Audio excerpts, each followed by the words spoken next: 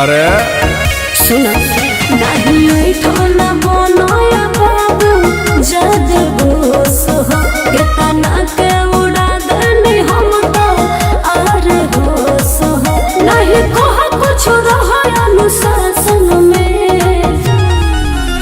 अरे आने दो बाभन को शासन में राइफल बटवा देंगे राशन में। अच्छा आने दो बाभन को शासन में राइफल बटवा देंगे राशन में। चला हटाओ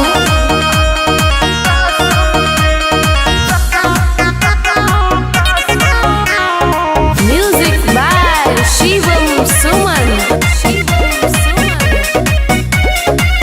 ढेर करबा तू हाला तो छापा मराई हो केहू देहे न बाबू गवाही न होए रिहाई हो।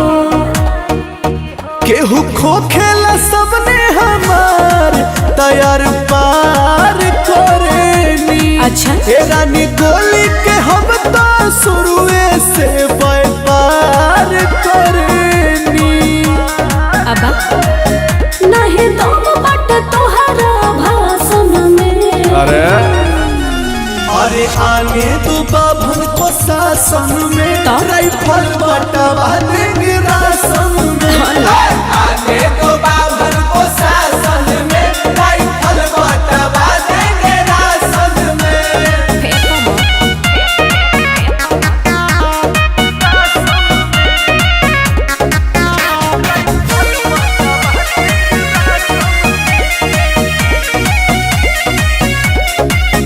जब बोलो तू बड़े बड़े बोलो न बाहु बोली हो खाली बोलला से सुनायो भी से काम नहीं चली हो।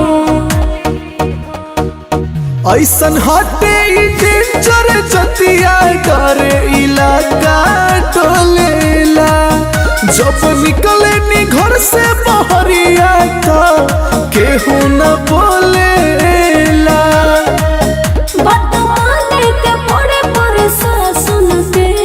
सुन अरे आने दो बाभन को शासन में राइफल बटवा देंगे राशन में। आने दो बाभन को शासन में राइफल बटवा देंगे राशन में। तनी बचिए हाँ ना।